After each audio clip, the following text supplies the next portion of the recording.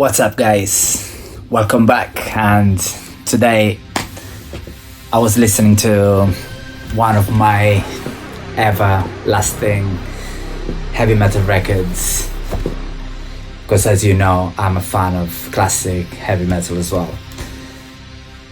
I couldn't really resist the temptation to talk about Abigail, which is from one of those most charismatic frontmen of all time, and it's King Diamond. King Diamond is Mercyful Fate singer, very iconic, the guy who used to use lots of face painting or corpse painting, the guy who used his falsetto to desecrate Rob Halford, because obviously Rob Halford is one of those best ever heavy metal singers, but here Mercyful Fate and actually King Diamond is the one who takes everything to another level, using that Rob Halford style, but then using the falsetto in order to reach even higher notes and levels and create that kind of atmosphere of mystery and satanic vibes. Abigail is a classic. I mean, I can't stress enough how important this album is for the genre, for the metal community, and for the music in general. I think he should be ranked, not just the album, but the artist and Mercyful Fate in general should be ranked as probably the most influential people in rock, not just in the heavy metal niche. What a masterpiece, proper hit. I mean, you can just listen to the beginning of it. There's an alien slash devilish voice that is narrating what's going to happen in the concept album, which is Abigail, the aforementioned. And then the voice after a couple of minutes stops and the first song starts, which is Arrival or The Arrival, I can't remember. I mean, the music, the guitar solos, the riffs, the contrast between those kind of guttural voices and lines as opposed to that falsetto is what makes King Diamond great. So this is the album where King Diamond creates his own band, and he, in that kind of style, because it's very similar to what you would hear from Mercyful Fate. And by the way, we're going to be talking about Mercyful Fate. For me, it was inevitable today to mention it. So it's same sound as Mercyful Fate, as I was saying, and with a focus on the lyrics and that aura of mystery, that halo of mystery that it's very unique from King Diamond itself. So King Diamond obviously is the singer, and King Diamond is the frontman of Mercyful Fate and the album Abigail. So the way, in parallel to Mercyful Fate, King Diamond during the 80s was also being a soloist, and he was releasing albums after albums. Sometimes I guess the members of Mercyful Fate were also participating in creating the records for King Diamond's.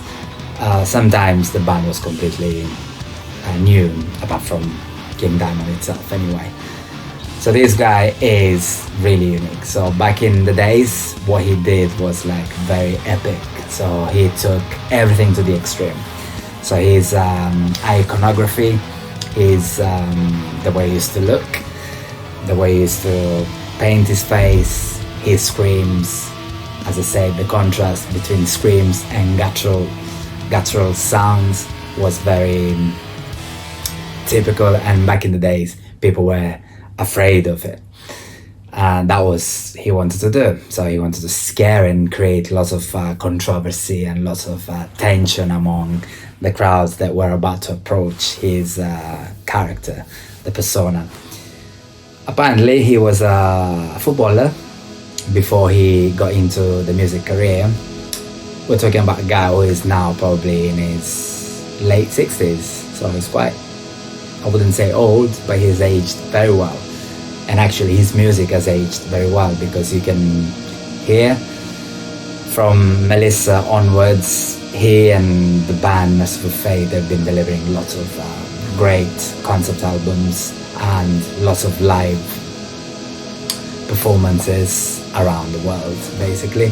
And all those black metal bands have been definitely inspired by them.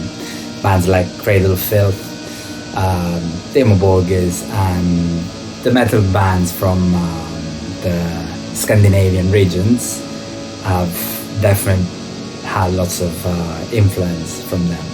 There's a band that always pays tribute to them, and it's Metallica. I know it sounds weird or strange, but Metallica have always been friends with King Diamond and Mercyful Fate in general. I believe it's because Lars Ulrich is of Danish origins, Danish descent, and actually he was, as a child, he grew up in Denmark. So I believe that it's because of their roots that they share together. Because obviously if you hear Mercyful Fate, they're very different from Metallica, especially the Metallica that we're used to listening now. It's something completely opposite. Not even opposite, it's just totally different. But anyway, so going back to King Diamond / Mercyful Fate. So the album we're talking about is Abigail, and Abigail's, I think, is the first I heard. I can't remember if it was Melissa or Abigail by King Diamond or Mercyful Fate.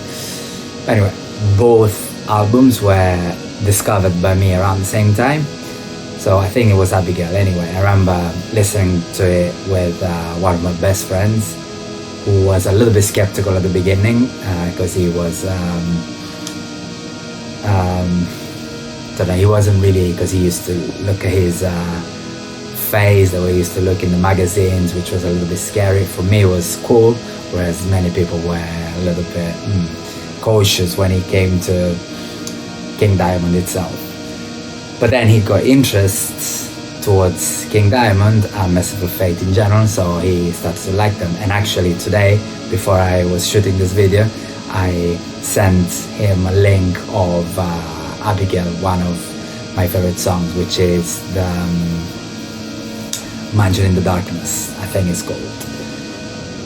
Great song. So I would put a link down below so you can find out what I'm talking about. And then there's the Omen, there's Possession, there's lots of great titles which I really want you to listen to and get into that kind of world. You will be mesmerized since the beginning. So the voice, that alien, satanic, dark voice will possess you, quote unquote, and you will then start to get into the album. The more you listen to it, the more the album progresses, the more you'll get into this world of horror and I wouldn't say gory, because Mercyful Fate are not, and King Diamond, they're not gory, but they're very mystical and esoteric. That's the right word, esoteric. And whenever you listen to it, and especially if you link the lyrics with the actual image of the singer and the way the songs are sung, so you will definitely know what I'm talking about. That's why, guys, I recommend you to, especially with this album in particular, that you get hold of the actual physical records, either a vinyl or a CD, where you can see all the booklets, so you can read the lyrics, and so you'll know what I'm talking about. properly, so you will get into the essence of it. Okay guys, so this was today my tribute to King Diamond and Mercyful Fate. Obviously we just stressed more the chapter when I talked about King Diamond that recorded Abigail, but in the future there will be time when I'm definitely going to be talking about albums. So we'll be talking about albums of the caliber of Melissa, Don't Break the Oath, and few more records which I really want to share with you guys, and I believe that you are going to be loving. If you like this video, don't forget to subscribe and hit the like button. Comment down below. I'll leave all the links that I've been mentioning, and I'll see you soon guys.